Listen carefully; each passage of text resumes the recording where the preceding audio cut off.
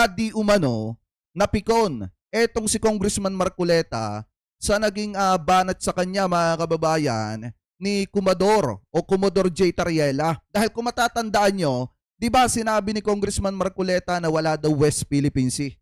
Yun daw po ay katang-isip lamang ng mga kababayan po nating Pilipino at ng Pilipinas. So ngayon mga kababayan, eto sabi dito sa News 5, ayan, may buwelta daw. Etong si Congressman Rodante Marcoleta dito daw po kay Kumador o Commodore J. Tariela. Sabi po dito, basahin natin mga kababayan, bumuwelta si Sagip Representative Rodante Marcoleta matapos batikusin ni Philippine Coast Guard PCG spokesperson Commodore J. Tariela ang pahayag niyang walang West Philippine Sea.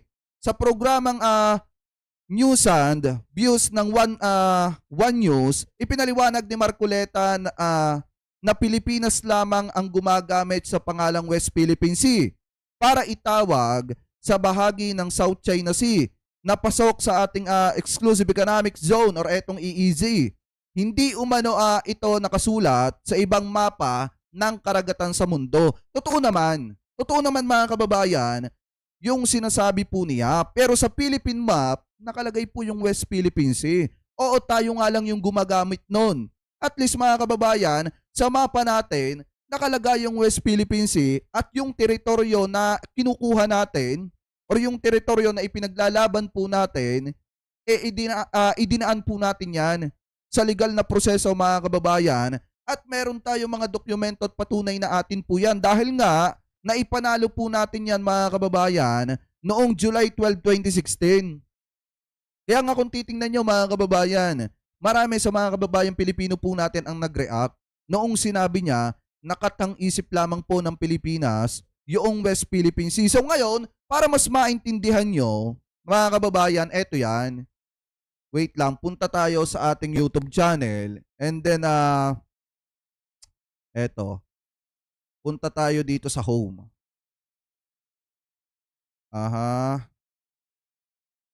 Punta tayo sa home mga kababayan. Wait lang, hindi yan.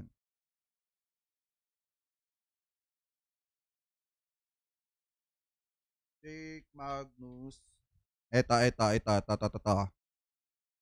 Para maintindihan nyo mga kababayan, meron kasi akong isinar dito noong nakaraang araw sa community natin. Hindi ko makita. Wait lang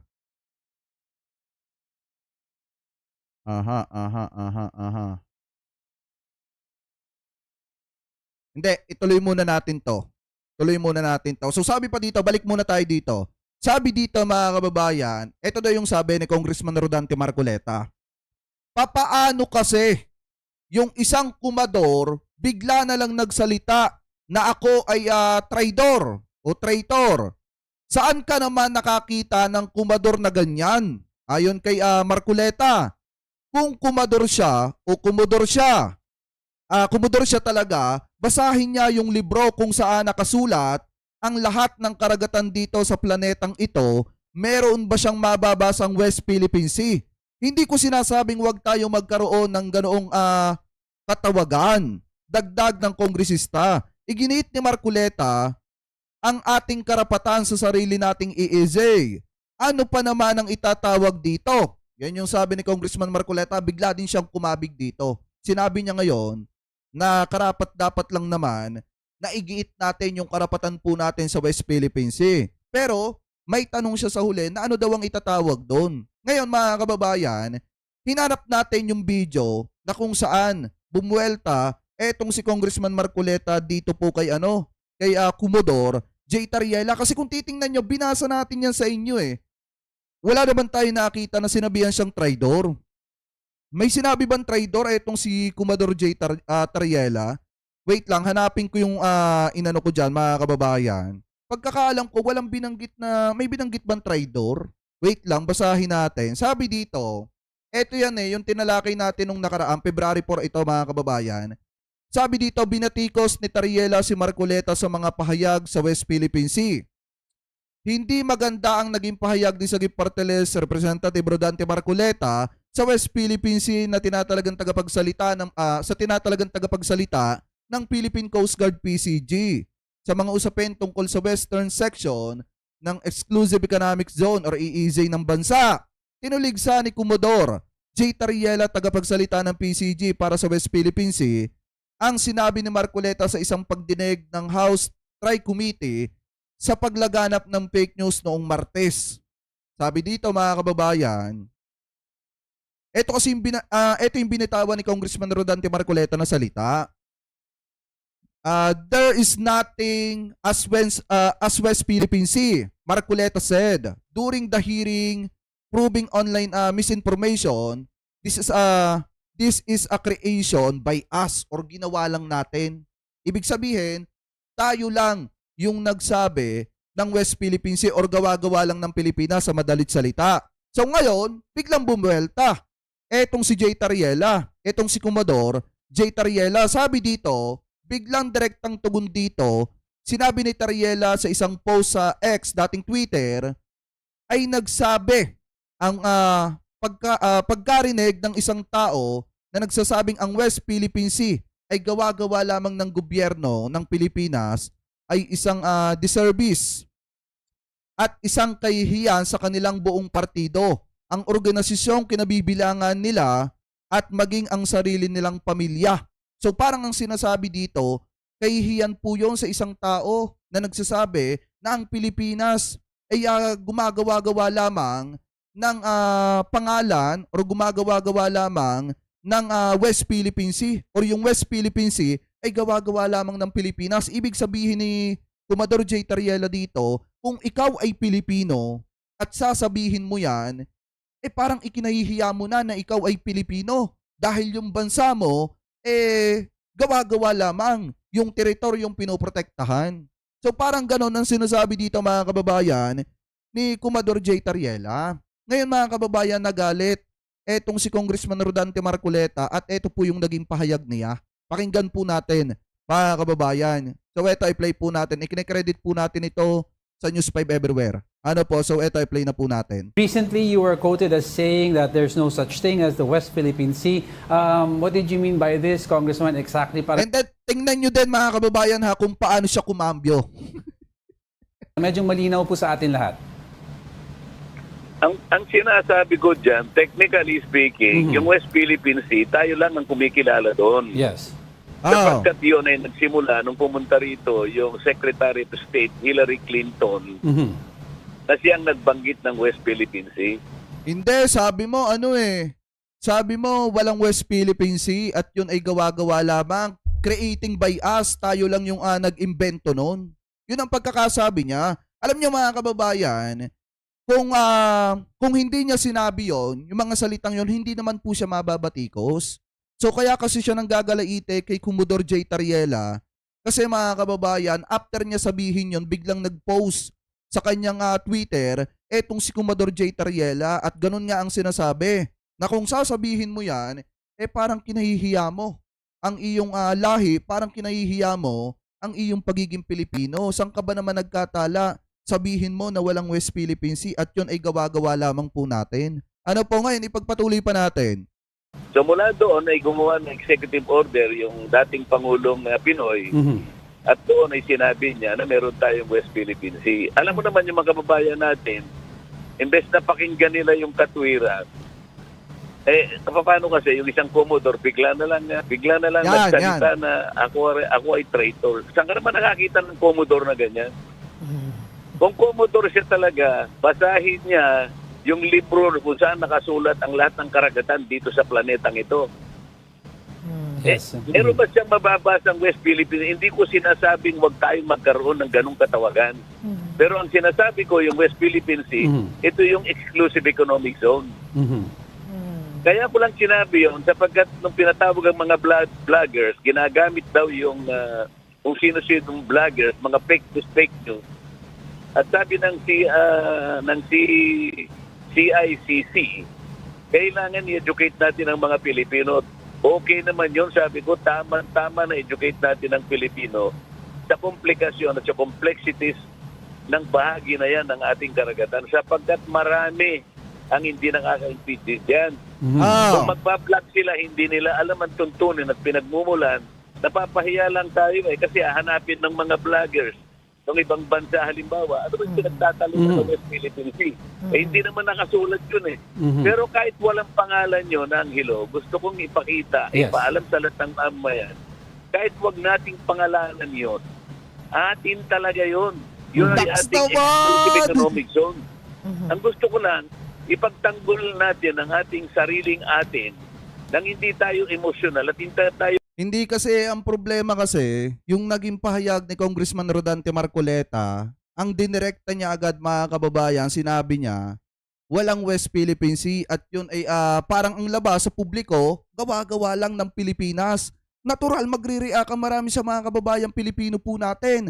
Maging yung kumador mga kababayan, spokesperson ng PCG, magre-react din siya. At sasabihin niya na yung taong nagsasalita ng ganun ay parang pinapahiya mo yung pagiging Pilipino mo. At parang ang lalabas niyan, especially, alam naman natin na ang China nakamonitor sa nangyayaring issue dito sa ating bansa, iisipin ng China na mismong yung mamamayan na nakatira sa Pilipinas, sinasabi na gawa-gawa lang yung West Philippine Sea. Natural, lalakas lalo ang loob ng China na kamkamin yung mga teritoryo po natin kasi mismong kapwa natin Pilipino nagsasalita na gawa-gawa lang ng Pilipinas yung West Philippine Sea. Kaya nabati ko siya ng marami sa mga kababayang Pilipino po natin at ngayon, bigla na siyang kumambyo. ignorante. Pipilitin natin dahil tayo lang ang gumawa ng West Philippines. Tayo nagkakaintindihan tayo. That's Pero right, yung that's right.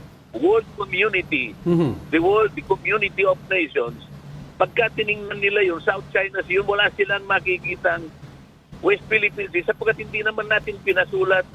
Wait lang. Ito, hinahanap ko na yung ano. Ito yan. May nakita kasi akong vlog na isinare ko mga kababayan sa ating community. Ito Pakinggan muna natin to mga kababayan. Ito ay kinikredit natin kay Kuya Ayi. Ito yung pangalan ng kanyang YouTube channel Ayan. Subscribe nyo mga kababayan si Kuya Ayi. Ayan po yung pangalan ng kanyang YouTube channel, Ayi. Ngayon, pakinggan natin etong kanyang ginawang vlog about dyan sa West Philippine Sea. Napakaganda nito. Kasi lahat tayo maliliwanagan dito. I-play na natin. Ayan, ito. There is nothing as West Philippine Sea. Oh! That is a creation by us. Sa totoo lang po, kahit nabasahin mo yung ating mapa or what, there is no West Philippine Sea. Sabi niya mga kababayan sa totoo lang po kahit basahin nyo yung mapa natin or what, walang West Philippine Sea.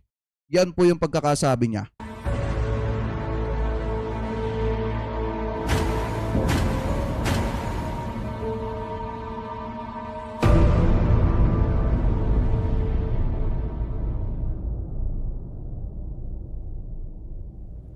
Pakinggan nyo to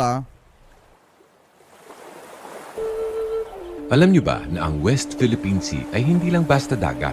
Para sa atin, ito ay simbolo ng ating pagkakakilanlan bilang mga Pilipino. Tama! Pero ngayon, may mga gustong baliwalain ang halaga nito. Kita nyo ang West Philippine Sea ay isang simbolo ng pagkakakilanlan po natin bilang Pilipino. Kaya nga ang naging sagot ni Commodore J. Tariela dun sa naging pahayag ni Congressman Rodante Marcoleta parang kinahihiya mo na ikaw ay Pilipino. Kahihiyan yon mga kababayan na sabihin mong walang West Philippine Sea. Ipinaglalaban yan ng bansa po natin, especially sa mga dayuhan na gustong sakupin yan. Kahit hindi sapat yung mga armas natin, mga sasakyan nating pandagat, kita nyo yung mga kababayang Pilipino po natin, naninindigan pa rin sa mga teritoryo po natin. Kaya nga kung titingnan nyo dun sa mga survey, kung pumapabor ba ang mga kababayang Pilipino natin na protektahan yung teritoryo po natin, halos 80% yung sumusuporta na kung saan sinasabi nila na karapat dapat lang na protektahan ng gobyerno natin yung mga teritoryo natin. Kasi nga, yan ang sumisimbolo na tayo ay Pilipino. Mga kababayan, yan ang pagkakakilanlan natin na tayo ay Pilipino. Kahit hindi malalaki yung mga sasakyan nating pandagat, pinoprotektahan pa rin po natin yung mga teritoryo natin. Kasi nga mga kababayan, atin yan at naipanalo po natin yan. Ano po ngayon, ipagpatuloy pa natin. Kailangan nating ipaglaban ang katotohanan at ang karapatan natin dito. Matagal na panahon ng parte ng buhay natin ang West Philippine Sea. Dito kumukuha ng kabuhayan ng ating mga mangingisda. Isa pa At yun. dito rin nakasalalay ang ating maritime heritage. Pero ngayon, may mga gustong baguhin ang naratibo, ang kasaysayan. Tulad ni Congressman Marcoleta na nagsabing ang terminong West Philippine Sea ay gawa-gawa lang. Sinong agency ng government ang nag-empower sa ating mga kababayan para malaman nilang complications ng West Philippine Sea? Isipin po natin, sir, there is nothing as West Philippine Sea. Wala po yun. That is a creation by us. Ah. Sa totoo lang po, kahit nabasahin mo yung ating mapa or what, there is no West Philippine Sea. Grabe, di ba? Parang hindi nila naiintindihan ang importansya nito sa atin. Oh. Ang West Philippine Sea ay hindi lang usapin ng sovereignty. Ito ay tungkol sa kinabukasan ng milyon-milyong Pilipino. Dito umaasa ang ating mga mangingisda, ang kanilang pamilya, at ang mga komunidad sa baybayin. Kung mawawala ito sa atin, sino ang sasagot sa mga nawala ng kabuhayan? Ganun-ganun na lang? Hindi natin pwedeng hayaan na mangyari yun. O siya, para malinaw. Oh. Wala daw sa mapa. Mga kababayan. Wala daw sa mapa ng Pilipinas ang West Philippine Sea. Di ba sabi ni Congressman Rodante Marcoleta, kahit tingnan nyo yan sa mapa natin, walang West Philippine Sea. Eto, napakalaki ng West Philippine Sea. Ayan o, West Philippine Sea, napakalaki sa mapa ng Pilipinas. Pero dahil nga bulag tayo, hindi natin makikita yan. Ano po, walang West Philippine Sea dyan. Huwag niyong intindihin yan. Pagpatuloy pa natin. Na po sa lahat, ang terminong West Philippine Sea ay opisyal nang ginagamit ng ating gobyerno simula pa noong 2011. Si President Noynoy Aquino ang naglabas ng Administrative Order No. 29 para tawagin ang mga tubig sa kanluran ng Pilipinas bilang West Philippine Sea. Oh. At hindi lang yan, kinilala rin ito ng international community. Oh. Diba sabi ni Congressman Rodante Marcoleta, hindi daw yang kinikilala ng international community.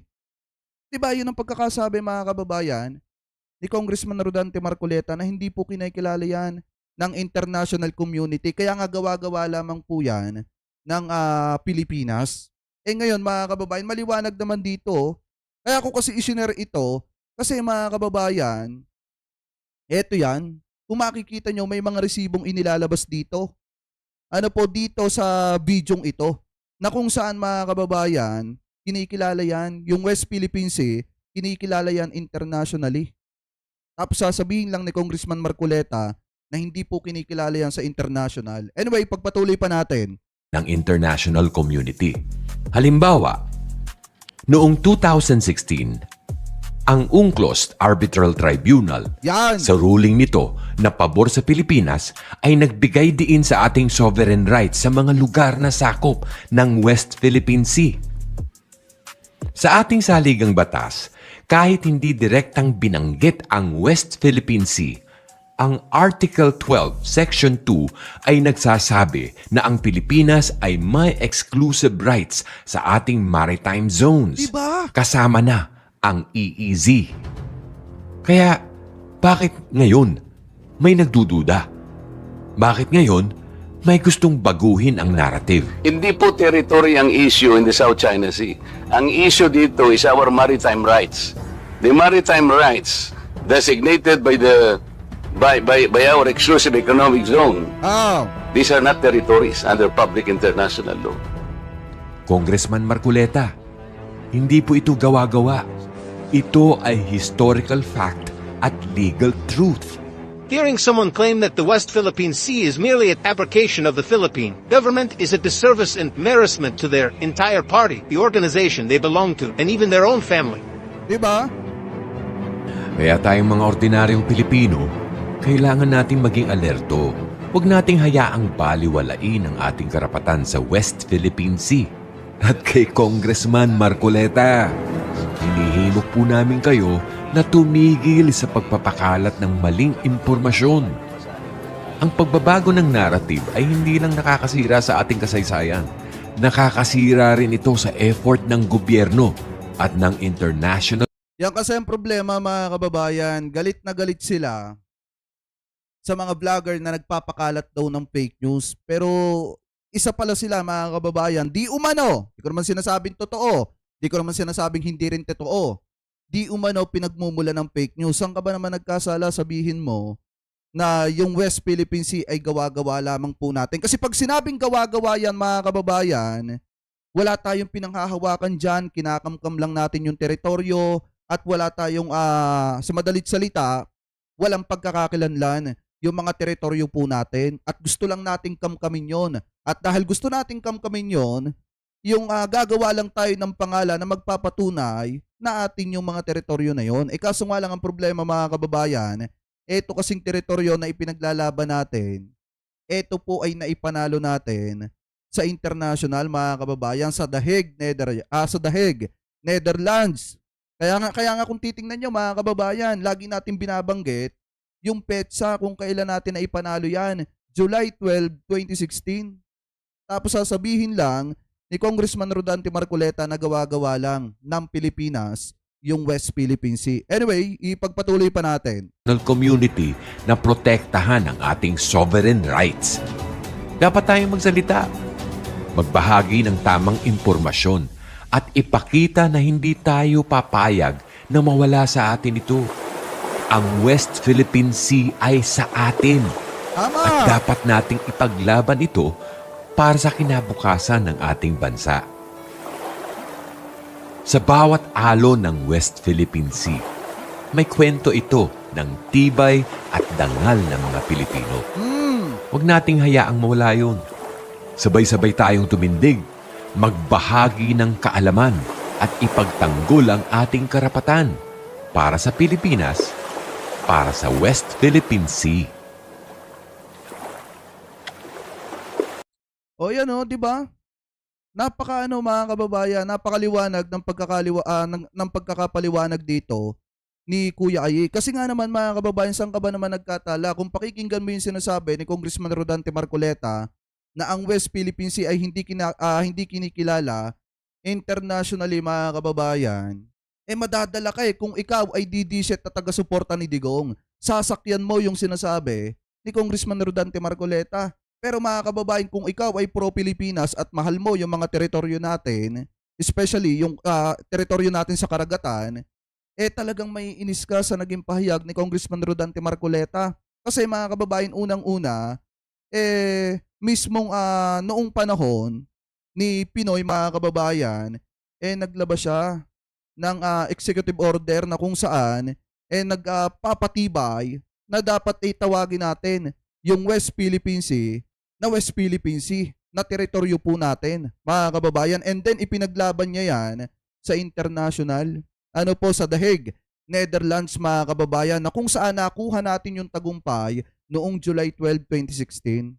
Kaya nga kung titingnan nyo mga kababayan, kinukontra natin yung sinasabi ni Congressman Rodante Marcoleta. Kasi nga, kung ikaw ay mamamayang Pilipino na hindi laging updated sa mga usaping ito, madadala ka at iisipin mo na walang basis yung ipinaglalaban ng gobyerno po natin, yung pagprotekta natin sa mga teritoryo po natin. Unang-una, kaya lang naman kasi natin pinoprotektahan yung mga teritoryo po natin, hindi dahil sa nakikipag-away tayo sa China, kung hindi dahil pinoprotektahan din natin yung mga kababayan nating Pilipino na umaasa lang. Yung kanilang mga hanap buhay ay inaasa lang sa mga teritoryo po natin, lalo na yung mga mangingisda. Diba mga kababayan? Tapos sasabihin lang ni Congressman Rodante Marcoleta na gawa-gawa lamang po natin yung West Philippine Sea. So ngayon, balik tayo dito sa sinasabi niya. Doon sa International Hydrographic Organization. Pero, Yun yung nagtatala talaga. yes. Parang halimbawa, gumawa ka ng dictionary, pinilit mo na sa sarili mo, gumawa ka ng isang Tama, arbitral tribunal ruling na ipanalo natin yan noong July 12, 2016. Ipagpatuloy pa natin. kataga ng isang salita. Ikaw lang, pinilit mo i-include sa dictionary. Walang kikilala doon. Ganun lang ibig ko sabihin. Yung mga kababayan natin, hindi mo na itatanong kung anong pinagmulan ng pinag-uusapan. Napakaraming komplikadong issue dito. sa likod niyan. Mhm. Ayoko napapahiya ang Pilipino. Ayoko pinagtatawanan ng Pilipino. Oh. Kahit pangalanan natin o hindi natin pangalanan, yung exclusive economic zone, ilaban natin yan hanggang sa huling patak ng ating dugo. Atin yan. Yun. Pero wag tayo magpapaka-ignorante. At li- Katulad nung Commodore na yon. Mhm. Hindi pala niya naiintindihan na hindi pa sa nakasulat sa mapa ng mundo ng Mhm. karagatan. Hanapin niya doon at pag nahanap niya, Hindi ang binitawan niya kasi mga kababayan. Eto pa ha, kaya kasi nagalit yung iba sa mga kababayan Pilipino po natin. Ang sabi niya, kahit hanapin mo din sa mapa natin dito sa Pilipinas, walang West Philippine Sea. Pag isinearch ninyo mga kababayan, yung Philippine map, makikita nyong may nakalagay na West Philippine Sea.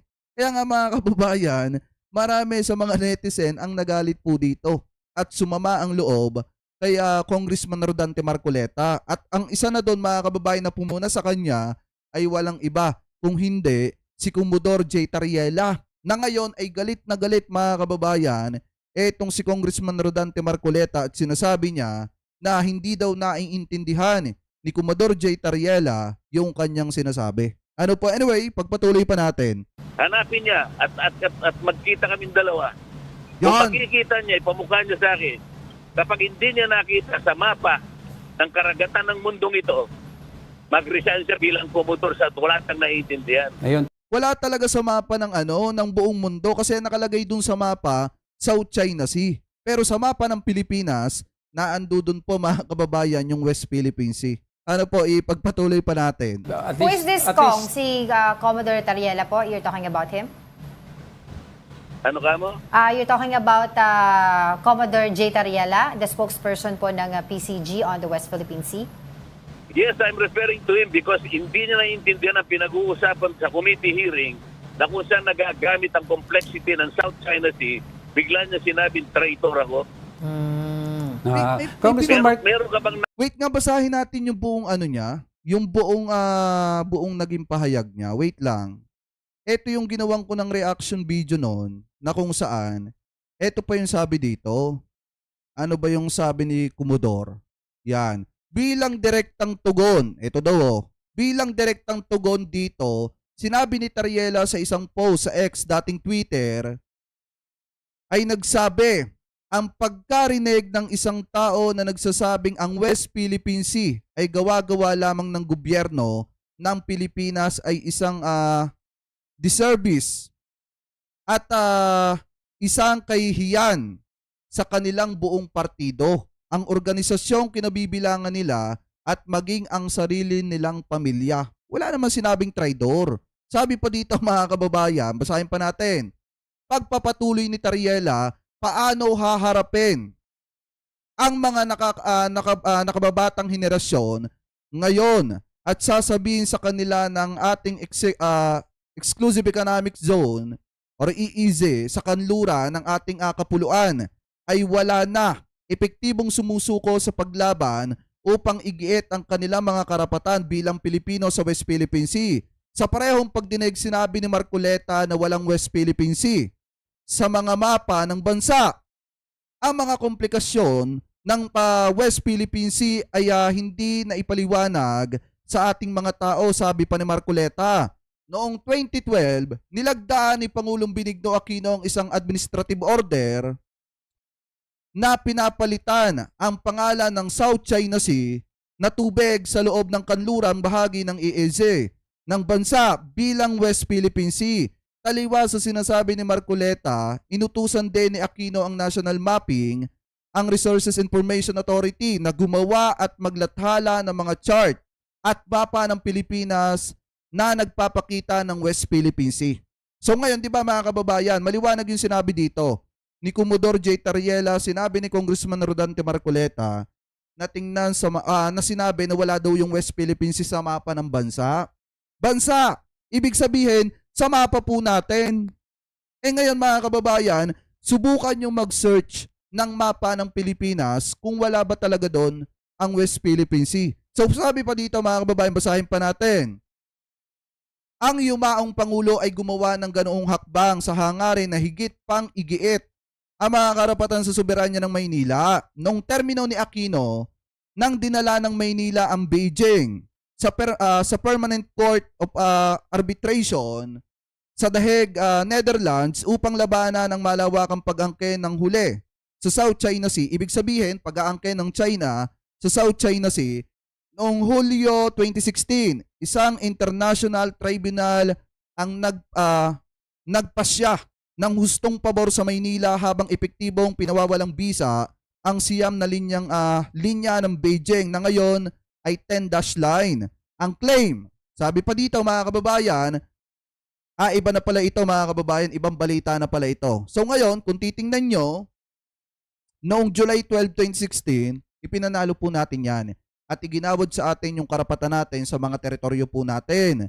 At ngayon mga kababayan, kung titingnan nyo, noong 2012, nilagdaan ni Pangulong Benigno Aquino ang isang administrative order na pinapalitan ng pangalan ng South China Sea na tubig sa loob ng kanlurang bahagi ng EEZ ng bansa at ginawa po itong West Philippine Sea. Ibig sabihin, legal yung pagtawag natin sa teritoryo natin na West Philippine Sea. At kung titingnan ninyo sa mapa po natin mga kababayan, nakalagay dyan, yung West Philippine Sea taliwas po sa sinasabi ni Congressman Rodante Marcoleta. At maliwanag din naman, wala tayong nakikita dito or nababasa dito na may sinabi etong si Commodore J. Tariela na traidor etong si Congressman Rodante Marcoleta. So hindi natin alam kung saan niya nakuha mga kababayan yung salitang nagsabi etong si Tariela na traidor po siya. O baka sabihin nung iba, ano yung binabasa natin? Ito po yan, no? Ayan, no? Hindi ko pala natanggal yung comment section natin. Ayan po yung binabasa natin mga kababayan. Ngayon, punta ulit tayo dito. Kasi galit na galit si Congressman Rodante Marcoleta dito po mga kababayan kay J. Tariela. Nakitang spokesperson ng Philippine Coast Guard. Opo. Apa. Ang gusto kong hanapin niya sa patalaan, sa libro ng patalaan ng karagatan sa mundong ito, kung meron siyang makikitang South China Sea. Sa atin meron sapagkat tayo ginawa natin yon. Hindi ko sinasabi na ikinakaila natin yung karagatan na yon. Atin yon kahit walang pangalan. Ano yung sabi niya mga kababayan? Hindi kasi pag sinearch mo talaga yung mapa ng buong mundo, may nakalagay na South China Sea. Ikinakaila natin yung karagatan na yon.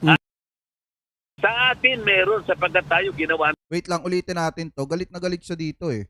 Yes, I'm referring to him because hindi niya naiintindihan ang pinag-uusapan sa committee hearing na kung saan nagagamit ang complexity ng South China Sea, bigla niya sinabing traitor ako. Congressman Mark... Meron ka bang nakitang spokesperson ng Philippine Coast Guard? Opo. Apa. Ang gusto kong hanapin niya sa patalaan, sa libro ng patalaan ng karagatan sa mundong ito, kung meron siyang makikitang South China Sea. Sa atin meron sapagkat tayo ginawa natin yon. Hindi ko sinasabi na Meron namang South China Sea. Wait lang, search natin yung word map. Ayan no. Ayan no, South China Sea. Wait lang. Ayan mga kababayan, may South China Sea. May South China Sea sa word map.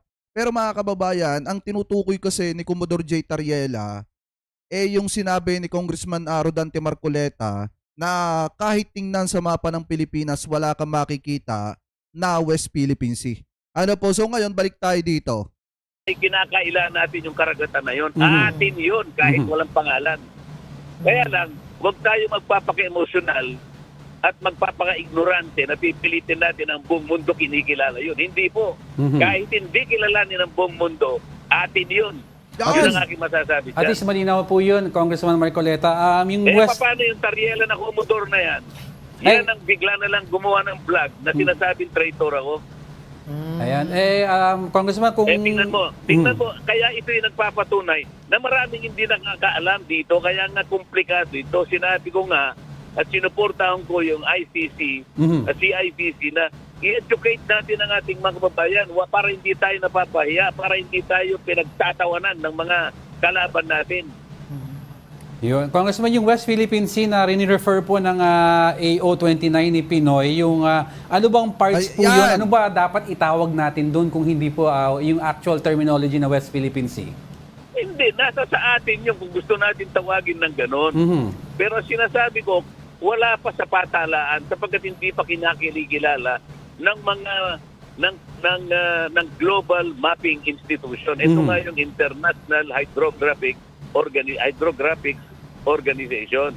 Bakit hindi natin ipatala para lang makita talagang merong West Philippine Sea? Sapagkat pinagtatawanan tayo eh. Alright, Kong, Yung mga vlogger ginagamit West Philippine Sea. Hindi naman nakalagay sa patalaan. Di ngayon hindi nila makita. I-google mo nga yung isang kalsada na Angelo, ikaw lang ang gumawa. Kikilalanin ba ng Waze kung ikaw lang ang gumawa? kailan po ang punto dito. Pero kung kailan po ba ulit mangyayari yung yung hearing on fake news po, yung probe on fake news para po mas maliwanagan po doon po yung inyong statement regarding this? Ewan ko kung kailan tatawag yung TRICOM. Sila naman kasi na pinasisimulan nila ito eh. Hindi pa nila kinikilala. Dapat sana pag-aralan natin, sabi ko nga sa inyo, ano ba yung West Philippine Sea? Ano ba yung South China Sea? Ano ba yung saklaw ng international law? Ang dami nito eh. Ayan mga kababayan. Kung titingnan ninyo, galit na galit daw itong kung makikita nyo, galit na galit si Congressman Rodante Marcoleta dito po kay kay Commodore J. Tariela. Pero mga kababayan, eto binasa ko sa inyo ng buo to wala namang sinabing traidor. Etong si Commodore J. Tariela dito po kay dito kay Congressman Rodante Marcoleta. Wala namang sinabing traidor. Ang sinabi lang dito mga kababayan, parang kahihiyan yun. Ayun pa nga yung pagkakasabi dito. Wait lang. Yan, sabi dito, ang pagkakarinig ng isang tao, so pagka naririnig daw ng isang tao na nagsasabing ang West Philippine Sea ay gawa-gawa lamang ng gobyerno ng Pilipinas ay isang disservice at isang kahihiyan sa kanilang buong partido, ang organisasyong kinabibilangan nila at maging ang sarili nilang pamilya. Yan lamang naman yung sinabi ni Commodore J. Tariela. Hindi ko alam mga kababayan bakit nanggagalaite etong si Congressman Rodante Marcoleta. At saka take note mga kababayan hindi nagbablog etong si Commodore J. Tariela. Ano po siya, nagpo-post lang siya sa kanyang Twitter account. Hindi po siya nagbablog. Nagpo-post lamang po siya. So baka mga kababayan nakapanood siya ng vlog na kung saan, minsan kasi yung mga vlogger, katulad ko mga kababayan, binabasa ko yung mga komento ninyo. Pag may nagsabi dyan na traidor, natural na babasa natin yan kasi nga binabasa natin yung mga komento ninyo. Baka mamaya nakakita siya ng mga vlogger na gano'n na kung saan naka-live, binabasa yung komento ng mga tao, and then may nag-comment na ang tingin ng mga kababayan natin ay nag-traidor o traidor itong si Congressman Rodante Marcoleta, baka yun yung dinibdib niya. Mga kababayan, pero para sa akin, since opinion ni Congressman Rodante Marcoleta yun, opinion po niya yun. Pero hindi niya din mapiplease yung iba sa mga kababayang Pilipino natin na sang-ayunan yung kanyang opinion. Especially mga kababayan, hindi rin natin mapiplease etong si Commodore J. Tariela na sang-ayunan yung opinion ni Congressman Marcoleta. Kasi nga unang-una, spokesperson po siya ng PCG. Natural mga kababayan na magre-react siya kapag nakarinig siya ng issue na hindi kaaya-aya lalo na kung patungkol sa West Philippine Sea.